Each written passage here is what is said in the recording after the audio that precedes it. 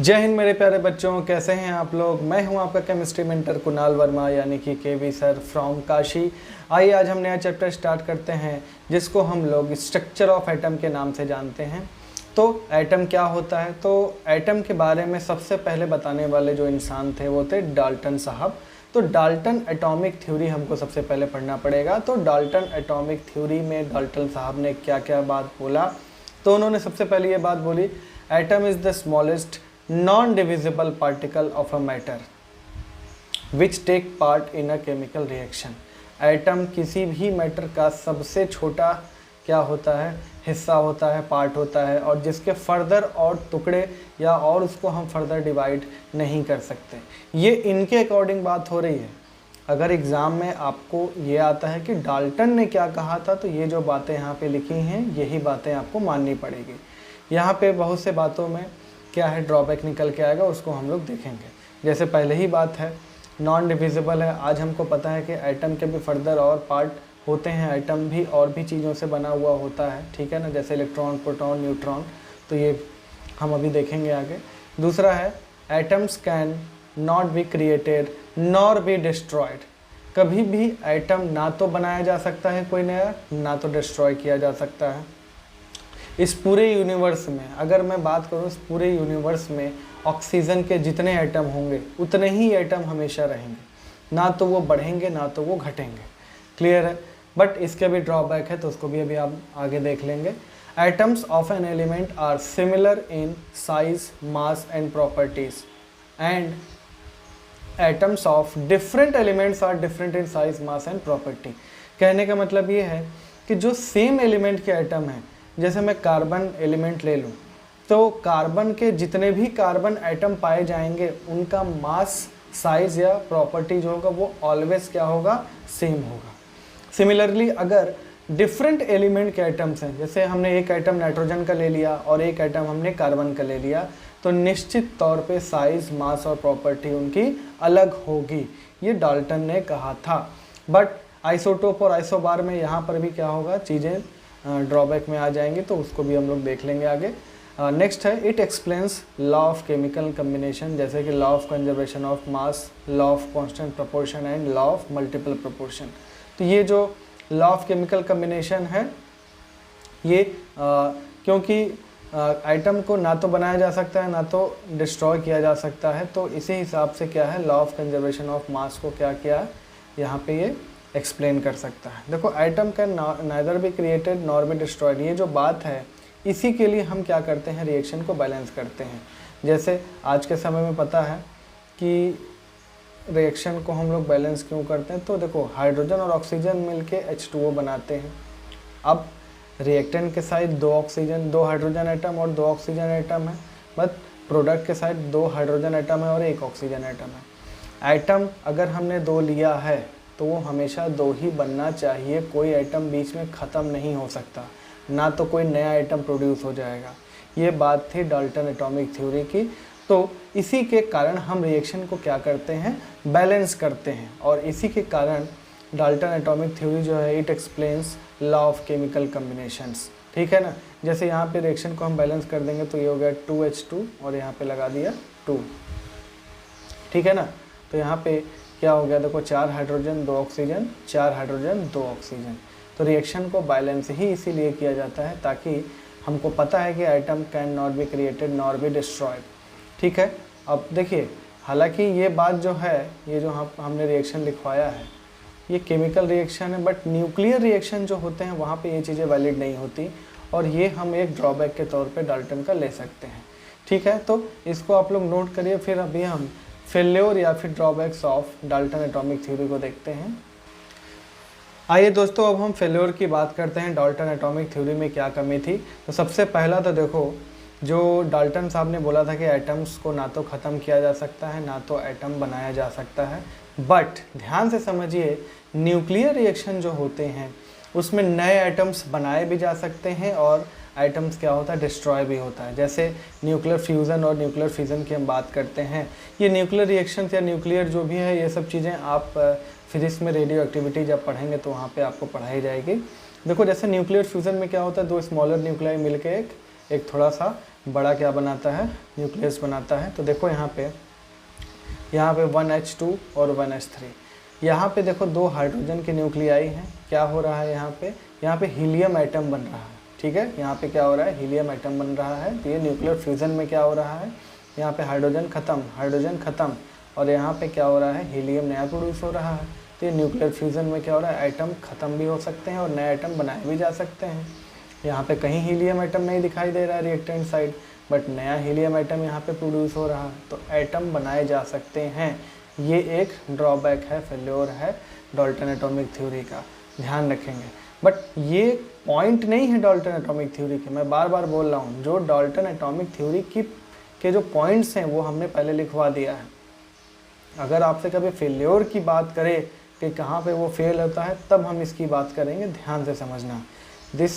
ये जो दोनों पॉइंट्स अभी हम लिखवाए हैं, ये डाल्टन एटॉमिक थ्योरी के पॉइंट नहीं हैं। दूसरा देखो न्यूक्लियर फिजन में क्या होता है, एक बड़ा जो होता है न्यूक्लियस, छोटे छोटे न्यूक्लियाई में क्या होता है, ब्रेक होता है। देखो यहाँ पे यूरेनियम 92 और ये 235, ठीक है ना। यहाँ पे देखो बेरियम और क्रिप्टन, यहाँ पे देखो यूरेनियम ख़त्म हो जा रहा है और बेरियम और क्रिप्टन बन रहा है, साथ में 3 न्यूट्रॉन बाहर निकल गए। सिमिलरली ये प्लूटोनियम में भी देखो सेनॉन और जर्कोनियम के 2 एटम प्रोड्यूस हो रहे हैं और 3 न्यूट्रॉन क्या हो रहे हैं, बाहर निकल रहे हैं। तो ध्यान से समझिए, एटम को बनाया भी जा सकता है, एटम को डिस्ट्रॉय भी किया जा सकता है न्यूक्लियर रिएक्शन। केमिकल रिएक्शन, हम लोग केमिस्ट्री में केमिकल रिएक्शन से डील करते हैं, तो वहाँ पे तो दिक्कत नहीं है, ठीक। हम लोग जो केमिकल रिएक्शन करते हैं वहाँ पे तो हम बैलेंसिंग करते हैं, क्योंकि एटम ना तो ख़त्म होते हैं ना तो बनाए जा सकते हैं, वो बात वहाँ पे वैलिड है। बट न्यूक्लियर रिएक्शन में कहाँ पे, यहाँ पे डाल्टन एटॉमिक थ्योरी फेल हो जाती है। क्लियर है। अब देखो कुछ ऐसे रिएक्शंस हैं जहाँ पे होल एटम नहीं, इलेक्ट्रॉन पार्टिसिपेट करते हैं। पहला पॉइंट याद करिए, हमने क्या लिखवाया था कि एटम ही वो स्मॉलेस्ट पार्टिकल है जो क्या करता है, take part in chemical reaction, participate करता है केमिकल रिएक्शन में, पूरा एटम। बट ध्यान से देखो, जैसे कि मैं अगर बात करूँ यहाँ पे, जैसे Fe+2 है, ठीक, ये Fe+2 Fe+3 में जा रहा है, तो यहाँ पे कोई एटम पूरा इन्वॉल्व नहीं है। यहाँ पे जो ऑक्सीडेशन रिएक्शन हो रहा है, यहाँ पे केवल और केवल इलेक्ट्रॉन्स का पार्टिसिपेशन है। तो यहाँ पे ये पूरा रिएक्शन जो हो रहा है, इसमें एटम का पार्टिसिपेशन नहीं, इलेक्ट्रॉन का पार्टिसिपेशन है। तो कुछ ऐसे रिएक्शन ऑक्सीडेशन रिडक्शन वाले जिसमें केवल और केवल इलेक्ट्रॉन का पार्टिसिपेशन होता है। तो ये भी बात आपको समझनी पड़ेगी, ये भी एक ड्रॉबैक है, इसको नोट करिए। फिर हम आगे और भी ड्रॉबैक देखते हैं। तो आइए बच्चों, थर्ड ड्रॉबैक देखते हैं। डाल्टन एटॉमिक थ्योरी आइसोटोप्स और आइसोबार्स के केस में क्या होता है, फेल हमें दिखाई नज़र आता है। कैसे, आप लोग को पता है आइसोटोप्स क्या होते हैं। जैसे कि आइसोटोप्स क्या होते हैं, atoms of same element but have different mass. और ये डिफरेंट मास किस लिए होता है, ये due to presence of different number of neutrons, ठीक है। जैसे मैं बात करूँ, हाइड्रोजन के 3 आइसोटोप होते हैं, 1H1, 1H2, 1H3, ठीक है। या फिर कार्बन के 3 आइसोटोप, 6C12, 6C13 और 6C14। अब ध्यान दीजिए, ये तीनों के तीनों हाइड्रोजन ही हैं, ये तीनों के तीनों हाइड्रोजन एलिमेंट से ही निकल के आए हैं। बट इसका एटॉमिक मास 1 है, इसका एटॉमिक मास 2 है और इसका एटॉमिक मास 3 है। तो सेम एलिमेंट से निकले हुए एटम्स का भी मास अलग अलग हो सकता है, क्योंकि ये सब क्या हैं, ये हैं आइसोटोप्स। क्या है ये, आइसोटोप्स। और सिमिलरली यहाँ पर भी देखो, ये कार्बन के ही सारे एटम हैं। कार्बन का एटॉमिक मास यहाँ पे 12 है, यहाँ पे 13 है, यहाँ पे 14 है। तो ये भी क्या हो जाएगा, आइसोटोप्स हो जाएगा। तो सेम एटम का भी, मतलब सेम एलिमेंट के एटम्स का भी मास डिफरेंट हो सकता है, उनकी प्रॉपर्टीज़ डिफरेंट हो सकती है। तो ये बात भी उनकी गलत साबित हुई, ठीक है ना।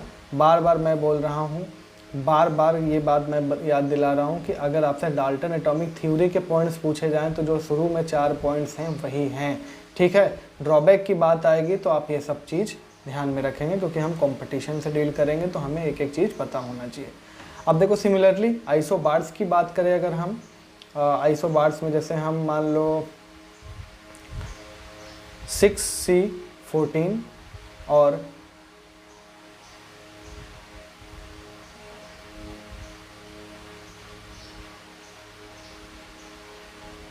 ठीक ये कार्बन है और ये नाइट्रोजन है, ठीक। ये कार्बन एलिमेंट से आया है, ये नाइट्रोजन एलिमेंट से आया है, बट इसका भी मास 14 है और इसका भी मास क्या है, 14 है।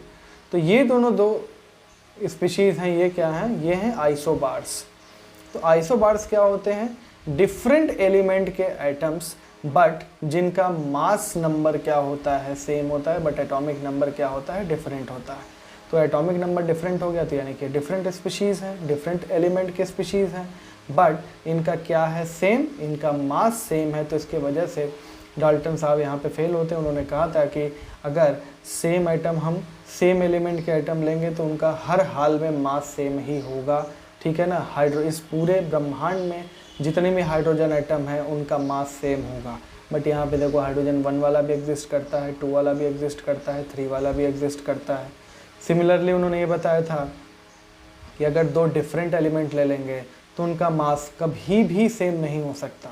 नाइट्रोजन का और कार्बन का मास हमेशा डिफरेंट होगा, बट मुझे यहाँ पे देखने में समझ में आ रहा है कि यहाँ पे देखो कार्बन का 14 मास है और नाइट्रोजन का भी 14 मास है। तो डिफरेंट एलिमेंट्स के जो एटम्स हैं उनका भी मास सेम हो सकता है, ठीक है। तो this is all about Dalton atomic theory and it's failure. तो इसको नोट कर लीजिए। फिर हम मिलेंगे अगले क्लास में जहाँ पे हम लोग फंडामेंटल पार्टिकल्स की बात करेंगे।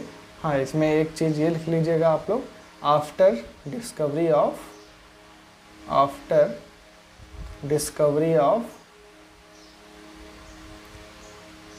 फंडामेंटल या फिर सब एटॉमिक पार्टिकल, ऐसे लिख लेते हैं। आफ्टर द डिस्कवरी ऑफ सब एटॉमिक पार्टिकल्स ऑफ एटम, जैसे हम इलेक्ट्रॉन, प्रोटॉन, न्यूट्रॉन की बात करेंगे। ये जो डाल्टन एटॉमिक थ्योरी है, Dalton atomic theory was discarded, दरकिनार कर दिया गया इसको, discarded,